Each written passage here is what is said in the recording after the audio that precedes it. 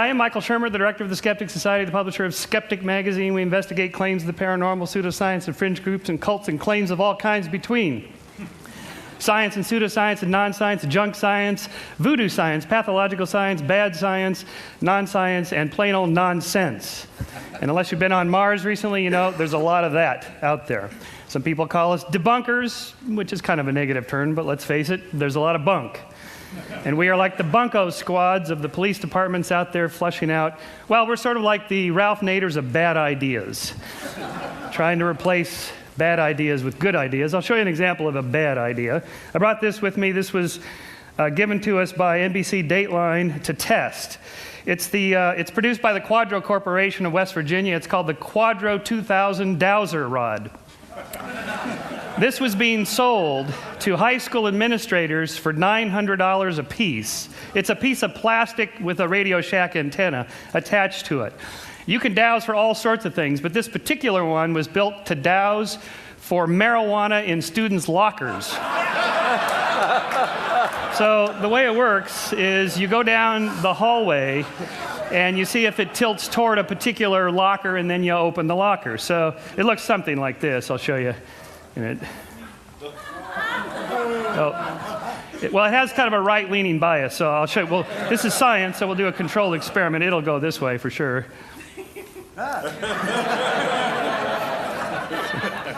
Sir, you want to empty your pockets, please, sir? So the question was, can it actually find marijuana in students' lockers? And the answer is, if you open enough of them, yes. But in science, we have to keep track of the misses, not just the hits, and that's probably the key lesson to my short talk here, is that this is how psychics work, astrologers and tarot card readers and so on. People remember the hits, they forget the misses. In science, we have to keep the whole database and look to see if the number of hits is somehow stands out from the total number that you would expect by chance. In this case, we tested it. We had 2 opaque boxes, one with government-approved THC marijuana and one with nothing, and it got it 50% of the time, which is exactly what you'd expect with a coin flip model. So that's just kind of a fun little example here of the sorts of things we do. Skeptic is the quarterly publication. Each one has a particular theme. Like this one is on the future of intelligence. Are people getting smarter or dumber? I have an opinion of this myself because the business I'm in. But in fact, people, it turns out, are getting smarter. Three IQ points per 10 years going up. Sort of an interesting thing. With science, don't think of skepticism as a thing, or even science as a thing. Are science and religion compatible? It's like, is science and plumbing compatible? They're just two different things. Science is not a thing, it's a verb. It's a way of thinking about things. It's a way of looking for natural explanations for all phenomena. I mean, what's more likely, that extraterrestrial intelligences or multidimensional beings travel across the vast distances of interstellar space to leave a crop circle in Farmer Bob's field in Pucker Brush, Kansas to promote skeptic.com, our webpage? Or is it more likely that a reader of Skeptic did this with Photoshop? And in all cases, we have to ask, what's the more likely explanation? And before we say something is out of this world, we should first make sure that it's not in this world. What's more likely, that Arnold had a little extraterrestrial help in his run for the governorship, or that the World Weekly News makes stuff up? And part of that, the same theme, is expressed nicely here in the Sidney Harris cartoon. For those of you in the back, it says here, then a miracle occurs. I think you need to be more explicit here in step 2. This single slide completely dismantles the intelligent design arguments. There's nothing more to it than that. You can say a miracle occurs, it's just that it doesn't explain anything. It doesn't offer anything. There's nothing to test. It's the end of the conversation for intelligent design creationists. Whereas, and it's true, scientists sometimes throw terms out as linguistic place fillers, dark energy or dark matter or something like that. Until we figure out what it is, we'll just call it this. It's the beginning of the causal chain for science. For intelligent design creationists, it's the end of the chain. So again, we can ask this, what's more likely, are UFOs, alien spaceships, or perceptual cognitive mistakes, or even fakes? This is a UFO shot from my house in Altadena, California, looking down over Pasadena.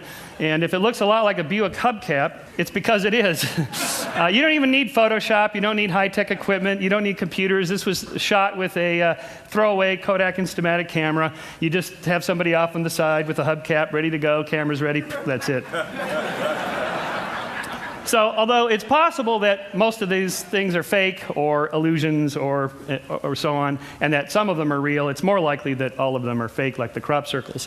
On a more serious note, in all of science, we're looking for a balance between data and theory. In the case of Galileo, he had two problems when he turned his telescope to Saturn. First of all, there was no theory of planetary rings, and second of all, his data was grainy and fuzzy, and he couldn't quite make out what it was he was looking at. So he wrote that he has seen, I have observed that the furthest planet has 3 bodies, and this is what he ended up concluding that he saw. So without a theory of planetary rings and with only grainy data, you can't have a good theory. And it wasn't solved until 1655. This is Christian Huygens' book in which he cataloged all the mistakes that people made in trying to figure out what was going on with Saturn. It wasn't until Huygens had 2 things. He had a good theory of planetary rings and how the solar system operated, and then he had better telescopic, more fine-grained data in which he could figure out that as the Earth is going around faster, according to Kepler's laws, than Saturn, then we catch up with it and we see the angles of the rings at different angles there, and that's in fact turns out to be true. The problems with having a theory is that your theory may be loaded with cognitive biases. So one of the problems of explaining why people believe weird things is that we have things on a simple level, and then I'll go to more serious ones, like we have a tendency to see faces. This is the face on Mars, which was in 1976, so there was a whole movement to get NASA to photograph that area because people thought this was monumental architecture made by Martians.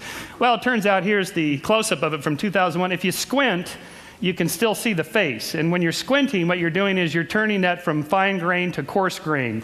And so you're reducing the quality of your data. And if I didn't tell you what to look for, you'd still see the face because we're programmed by evolution to see faces. Faces are important for us socially.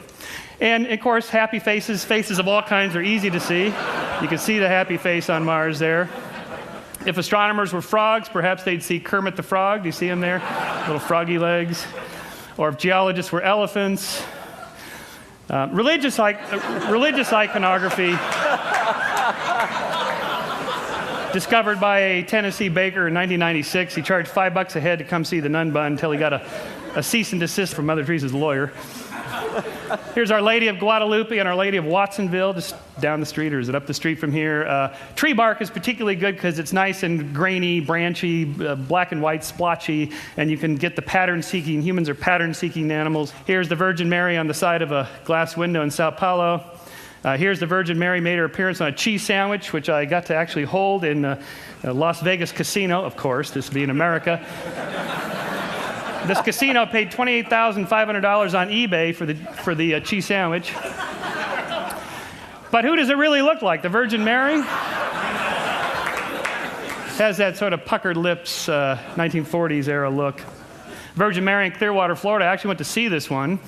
There was a lot of people there of the faithful come to be in their wheelchairs and crutches and so on. And we went down and investigated. This to give you a size, that's Dawkins, me, and the amazing Randy next to this 2.5 story size image. All these candles, so many thousands of candles people had lit in tribute to this. So we walked around the backside just to see what was going on here. It turns out wherever there's a sprinkler head and a palm tree, you get the effect. Here's the Virgin Mary on the backside, which they started to wipe off. I guess you can only have one miracle per building. So is it really a miracle of Mary, or is it a miracle of Marge? And then I'm going to finish up with another example of this with auditory illusions. There's this film, White Noise, with Michael Keaton about the dead talking back to us. By the way, this whole business of talking to the dead, it's not that big a deal. Anybody can do it. Turns out it's getting the dead to talk back. That's the really hard part. In this case, supposedly these messages are hidden in electronic phenomena. There's a reversespeech.com webpage in which I downloaded this stuff. Here is the forward. This is the most famous one of all of these. Here's the forward version of the very famous song. If there's a bustle in your hedgerow, don't be alone there. It's just a sprinkling for the May Queen. Yes, there are 2 paths you can go by. But in the long run, there's still time to change the road you're on. Boy, can you just listen to that all day? All right, here it is backwards, and see if you can hear the hidden messages that are supposedly in there.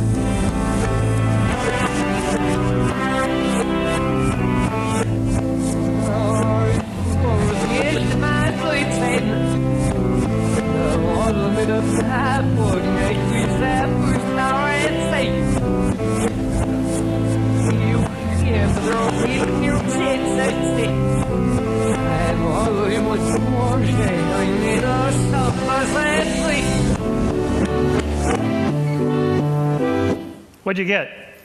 Satan. Okay, well, at least we got Satan. Now I will prime your auditory part of your brain to tell you what you're supposed to hear, and then hear it again.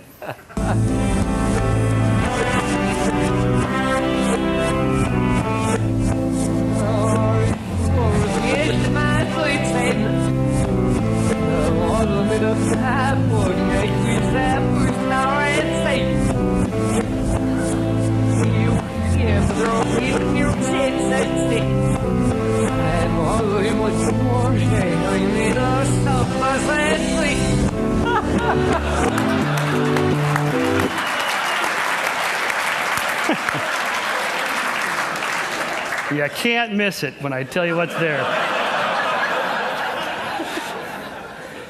All right, I'm going to just end with a positive, a nice little story about the Skeptics is a nonprofit educational organization. We're always looking for little good things that people do. In England, there's a pop singer, one of the top popular singers in England today, Katie Melua, and she wrote a beautiful song. It was in top 5 in 2005, called 9 Million Bicycles in Beijing. It's a love story. She's sort of the Norah Jones of the UK, about how much she loves her guy and compared to 9 million bicycles and so forth. And she has this one passage here. We are 12 billion light years from the edge. That's a guess. No one can ever say it's true, but I know that I will always be with you. Well, that's nice. At least you got it close. In America, it would be we're 6,000 light years from the edge.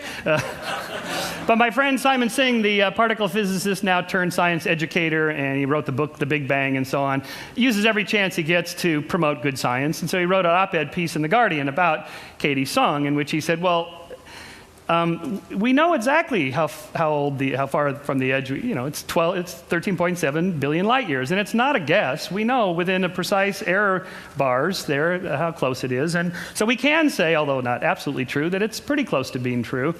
And to his credit, Katie called him up after this op-ed piece came out and said, I'm so embarrassed. I was a member of the astronomy club, and I should have known better. And she recut the song, so I will end with the new version. We are 13.7 billion light years from the edge of the observable universe. That's a good estimate with well-defined error bars. And with the available information, I predict that I will always be with you. How cool is that?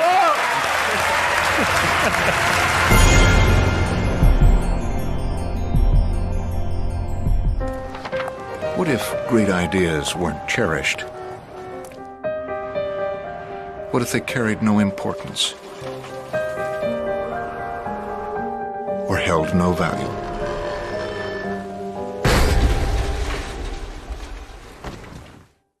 There is a place where artistic vision is protected, where inspired design ideas live on to become ultimate driving machines.